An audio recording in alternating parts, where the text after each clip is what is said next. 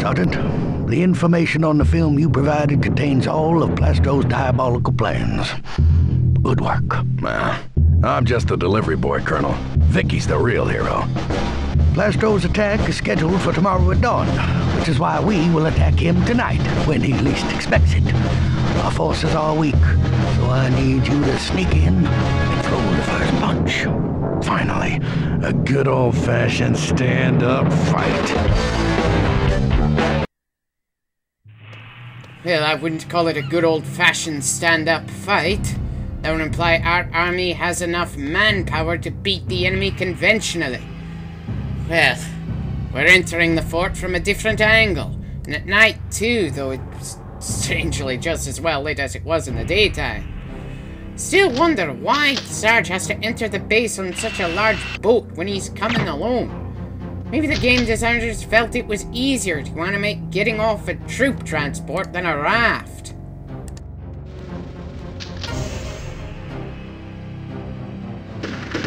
Well, that takes care of the first group of defenders. I think I learned my lesson last time, though, that things are gonna get more difficult once we enter the fort itself. We certainly won't have this kind of visual range inside the fort. Still, this time it won't feel like such a surprise. Seems like there's a small minefield between us and the switch to turn off the fence. While we might be able to turn the fence off without stepping on any mines, I'd rather not test our luck. We're gonna take a slight detour for a minesweeper. Well, detour probably isn't the right word. It's not like we're being given a lot of choices right now. And considering these enemies, they were at least minimally prepared for us in this direction. Or the fact that they're in any way prepared for us in this mission kind of gives me the impression this mission isn't going to end well. Seriously, Rim's entire battle plan revolves around the enemy being caught completely off guard by our assault. But as far as I can see, they're just as aware now as they were when we came here last time, and that was a damn trap! Okay.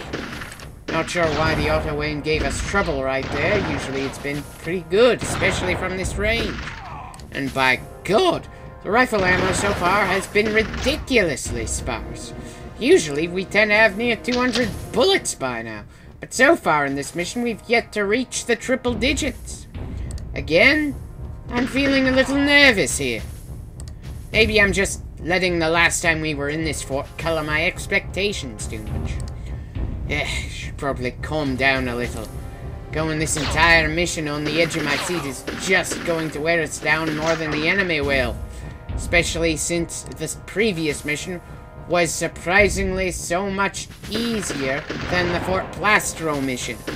Doesn't help that when I was recording the game, I did it pretty much in one sitting. It's short compared to plenty of modern games, but somehow pretty draining. It's like the initial missions of the game make you so on edge with enemies popping up out of nowhere that by the time you're halfway through, you're punch drunk, expecting trouble with just about every step you take, and knowing there's little you can do to prevent it. And before anyone asks, I'm saving at least some of the sniper ammo as much as I can, in case we end up facing robots in this mission. Think we'll be able to get by with regular rifle ammo against these grunts at this point. Ah, good. A minesweeper. Now we can get that fence turned off. Electric fences to stop soldiers made of plastic. It's like hoping that setting a fire is going to stop water from coming in. I know, I've run that complaint to the ground by now, but this is the last time I remember the enemy will pull electric fences in this game. I think I'm allowed one last shot.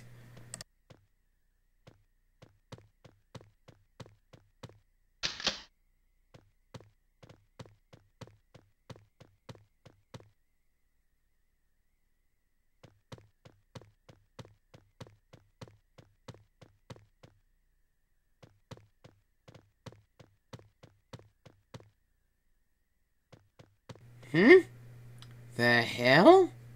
Is that a new enemy or... No, it's just a corpse that didn't fade away like all the others for some strange reason. Weird. I didn't think this game let there be corpses that don't fade into oblivion. Still, we've got more important things to worry about, like what we're going to face once we enter the fort. And when we're gonna get some music that makes us feel really engaged in the situation.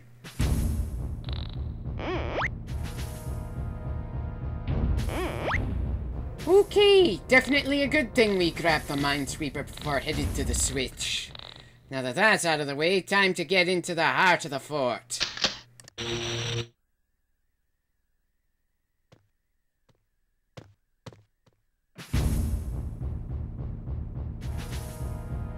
Well, that's certainly a nice bit of courtesy. If they were feeling cheap, we would have taken some fall damage on the way in or something. Now we've just got to get the main door of the fort and open it up for the reinforcements to arrive. Like, somehow get the feeling our reinforcements aren't going to be able to do much of anything, leaving Sarge to take the bulk of the fighting. Still, wouldn't mind seeing more than one green soldier on screen taking the fight to the enemy. Hell, we haven't seen anything like that since the first mission of the game.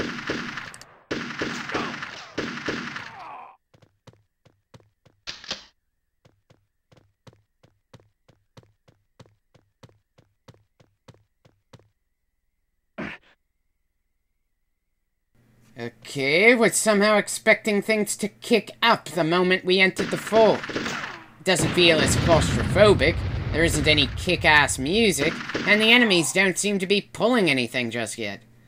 Not entirely sure what I was expecting. Certainly knew the place wouldn't be as rough as when we hit it last time in broad daylight, but is it wrong of me to expected something with a bit more oomph than this? Still, there's plenty of time for the enemy to get their acts together and at least try to make this a fight. You know, the music doesn't feel quite as fitting as it did last time we heard it. Seriously, this is menacing music and I'm not feeling in any way menaced right now. Hell, at this point I'm starting to use a sniper rifle more liberally, since I doubt we're gonna end up in the same sort of desperate strait we ended up in last time we hit the place. Sure, they're probably gonna throw another big robot at us or two, but kinda feels like we're in the clear. I know, probably premature to say that near 8 minutes into a clip that's around 20 minutes long. Can you blame me for feeling a little confident right now? We've already become pretty familiar with the terrain. The enemy doesn't seem to be putting up anywhere near the level of resistance it'd take us to give us any legitimate trouble. I just hope that when things start getting rough, we won't be too relaxed to fight them off. Yeah, this could be troublesome. The only way down that won't hurt like hell is the way we came up. It would certainly be embarrassing to get killed falling off a building that we probably didn't need to climb.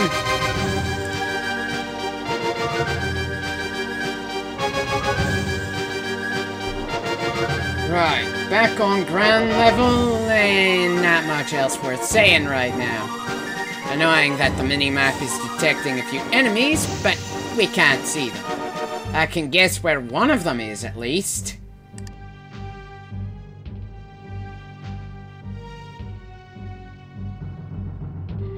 Probably not a threat, but the fewer enemies left alive, the better. Especially if we're going to have reinforcements in this mission. What can I say? I'm not very confident whatever forces the Colonel could muster for this attack will be all that impressive. Maybe it's a fact that in this game has shown it's incapable of setting up more than half a dozen things capable of moving and attacking on screen at once. And most don't move even though they're certainly capable to.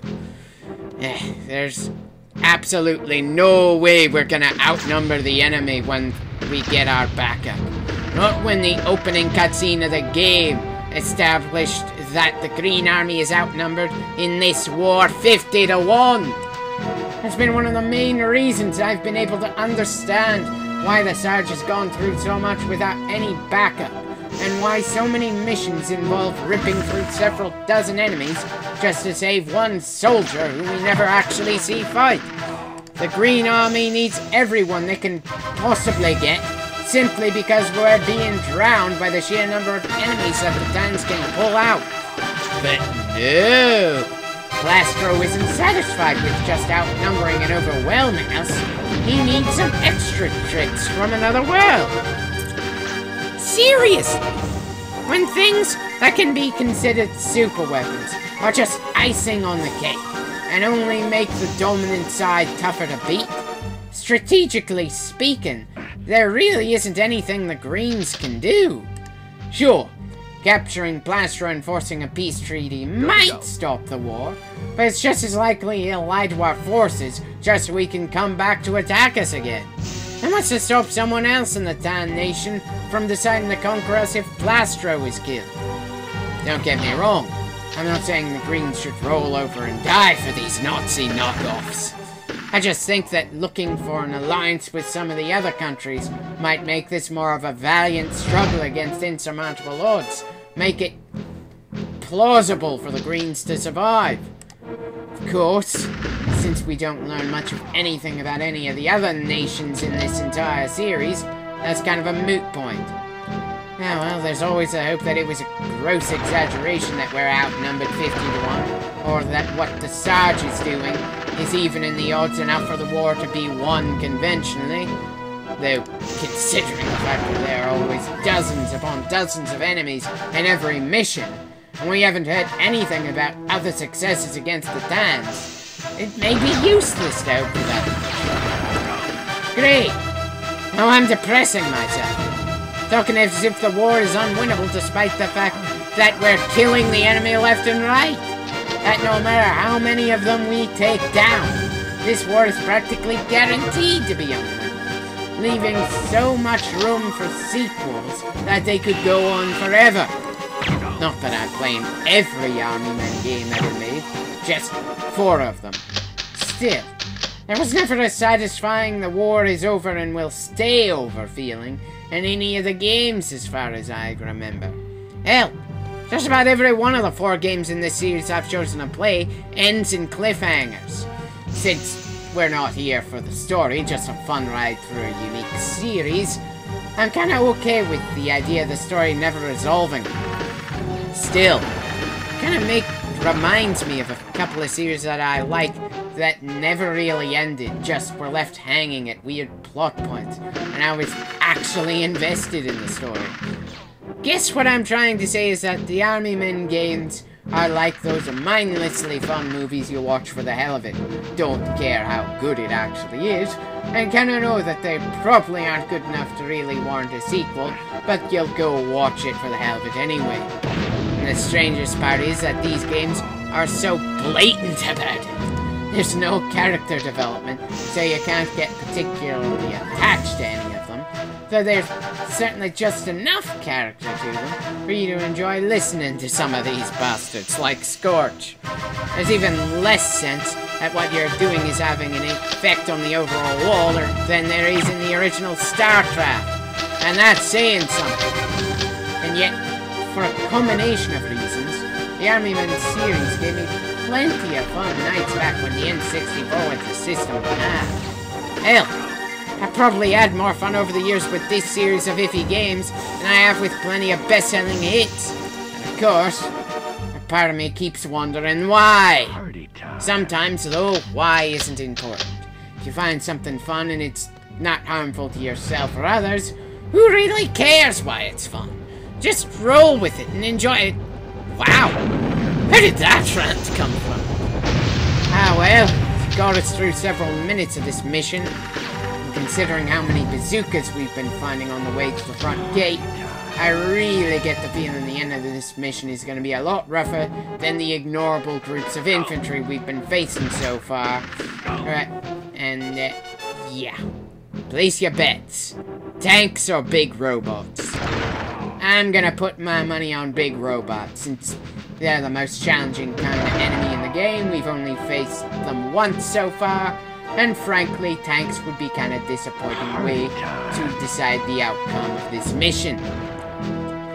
We've just been ripping the enemy to shreds. I can't think of any moment in this mission where they set themselves up in a way that would do anything more meaningful than slow us down. I can't think of any moment in this mission where I felt we could have died other than getting down from the roof of a building. Now that I think about it though, the layout of the inside of this fort feels kind of different than last time. It's more than just the fact that we came in from a different angle. Maybe I just didn't explore the fort enough last time we were here.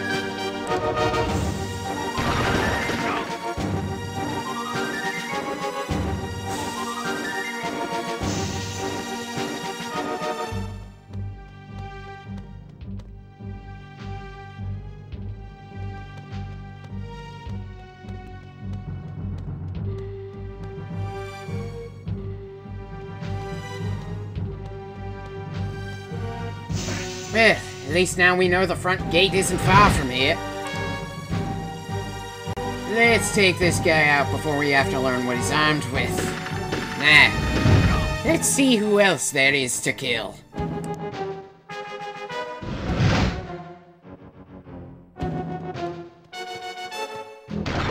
Ah shit, should have turned left. It's been a while since Sarge's slow turning speed came back to bite us. Completely my fault. Should have figured out where the tan dots were on the mini-map that turning right was a bad idea. I'm a little iffy about giving the enemy credit for that one. Good to go. We had enough advanced warning to take them down with little trouble. I just did the absolute wrong thing. And one of those dumbasses shot his pal in the back trying to shoot us. Speaking of turning left... not really a good angle to take him down, but it'll have to do. Just have to back up a ridiculous distance just to get him inside.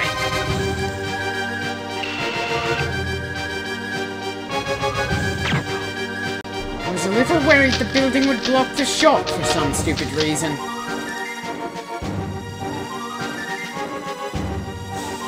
Okay, the front gate apparently is a little further forward. Really wish the mini-map gave us a clue where the walls are.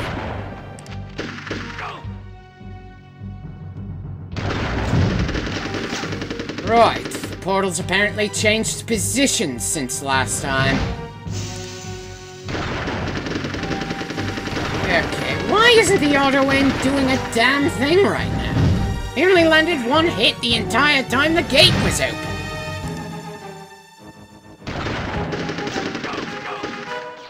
Okay, I don't remember us hitting the machine gunner the last time the gate was open. Why did he go down in one shot?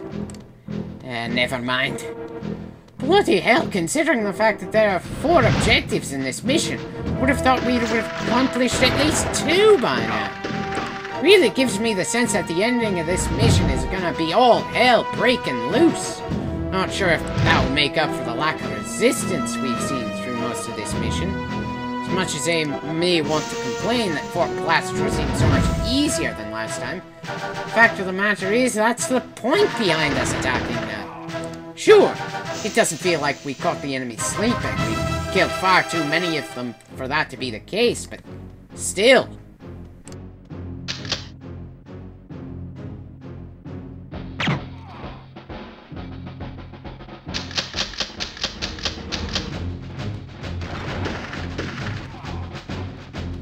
The main gate is pretty much clear.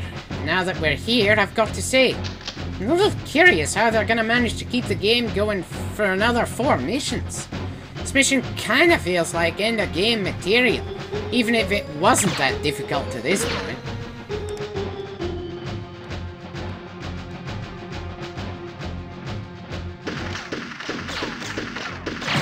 Before anyone asks why I'm bothering to clear out this building, well, did anyone notice there wasn't a lever near the main gate out there? Yeah, the lever is on the 2nd floor of this building for some reason. Part of me wants to call this cheap, the other wants to praise the enemy for not putting an important lever in a very obvious place like they usually do. Kind of implies they're smarter than I usually give them credit for. Tempting as it is to open the gate and get this mission finished, it'd probably be a good idea to get a medkit first. Just for caution's sake, since the end of this mission is very likely to throw plenty of crap our way in a short period of time.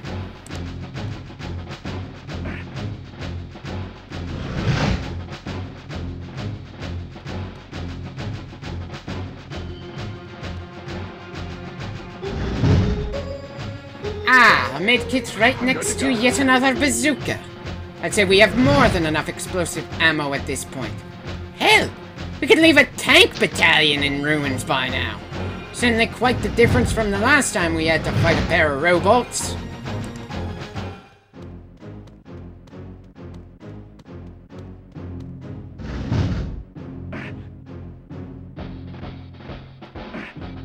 Right, open the doors and change to some more exciting music, cause it's party time!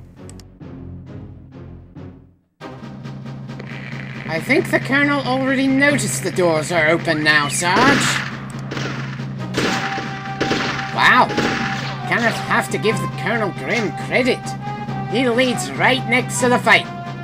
It's not something I'd advise unless you're a total badass, but you can't say he won't put himself through the same risks he'd send his own men. Anyway, looks like our reinforcements are being cut down by the big guys, and nobody had the damn sense to bring a bazooka of their own. Really? I've expected at least a few people prepped to take on the occasional helicopter. Not really sure what the range is on these robots, so let's play it safe.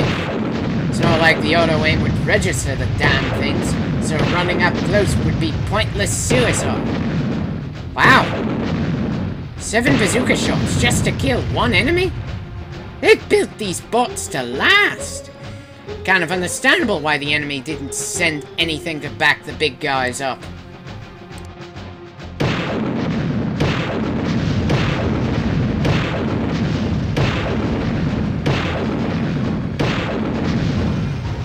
Somehow a lot easier than I was expecting.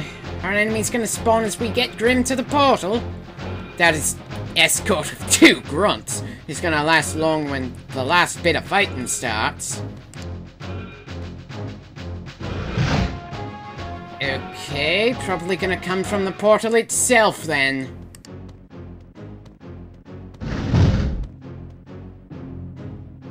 Really? No cheaply spawned new enemies? No unexplainable reinforcements? Are we sure we're playing the same game we started?